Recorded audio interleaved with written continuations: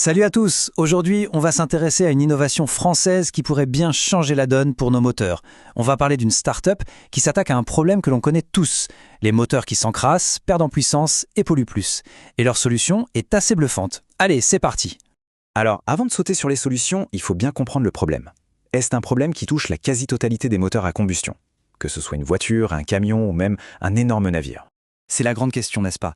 On a tous fait cette expérience. Le moteur qui semble un peu asthmatique, les visites à la pompe qui se rapprochent et cette fumée à l'échappement qui devient un peu plus visible. Mais d'où ça vient au fond? Eh bien, la voilà, la coupable. Ça s'appelle la calamine.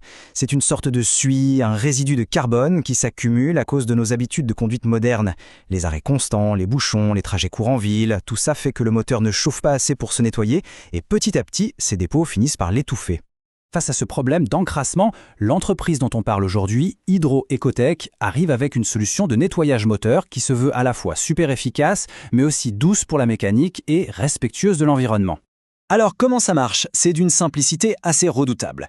Le système va injecter de l'hydrogène directement dans le moteur.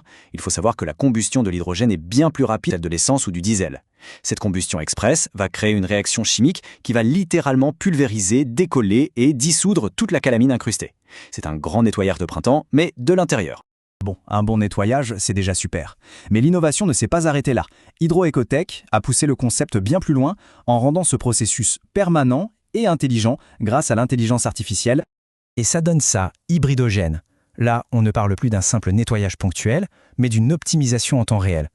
C'est la rencontre entre la puissance de l'hydrogène et l'intelligence de l'IA, installée directement à bord du véhicule. Et là, c'est un point absolument crucial. Il n'y a pas de réservoir d'hydrogène. Le système fabrique lui-même la juste dose d'hydrogène dont il a besoin, au moment où il en a besoin, grâce à l'électrolyse de l'eau. C'est non seulement beaucoup plus sûr, mais ça ne prend quasiment pas de place.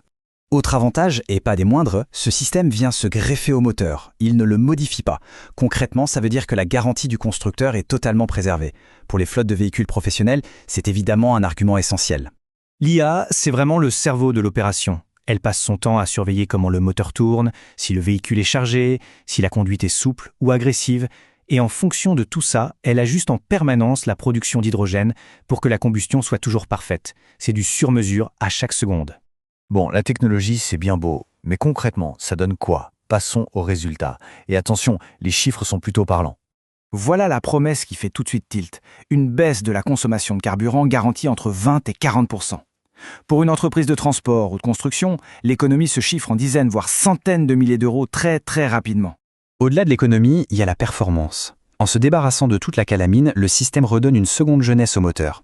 On parle d'un gain de puissance qui peut aller jusqu'à 65% pour simplement revenir à ce que le moteur était capable de faire en sortant de l'usine. Et bien sûr, l'impact écologique est énorme.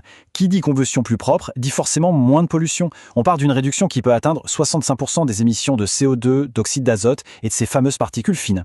Et le potentiel est immense, parce que ça va bien au-delà de la voiture de Monsieur Tout-le-Monde. La technologie s'applique à tous les gros moteurs thermiques. Dans le maritime, l'agriculture, la construction, le transport lourd, c'est une solution vraiment universelle.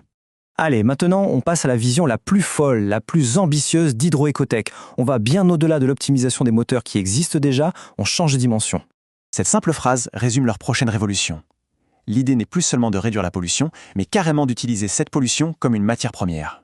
Ça s'appelle HydroCA. Le concept, on capture le CO2 à la sortie d'une cheminée d'usine, d'une cimenterie ou d'un bateau, et on le fait passer dans un réacteur spécial pour le transformer en hydrogène vert. On ne se contente plus de stocker le carbone, on le valorise, on le recycle en énergie propre.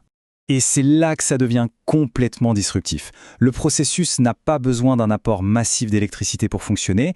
Il tourne à température ambiante, 24 heures sur 24, qu'il y ait du vent ou du soleil. Et en plus, il peut utiliser de l'eau de mer ou de l'eau recyclée. C'est comme si on faisait sauter tous les verrous actuels de la production d'hydrogène vert. Ce tableau, il résume tout. C'est un changement total de philosophie. On passe d'une logique où le CO2 est un problème, un déchet qu'on paye très cher pour enterrer, à une logique où il devient une ressource, un actif précieux pour produire de l'énergie. C'est l'économie circulaire appliquée au carbone. Et on va se quitter sur cette question. Quand une technologie arrive à transformer un problème majeur en une solution, elle n'ouvre pas juste un nouveau marché, elle ouvre un champ des possibles complètement nouveau. Et c'est peut-être ça la vraie définition d'une révolution.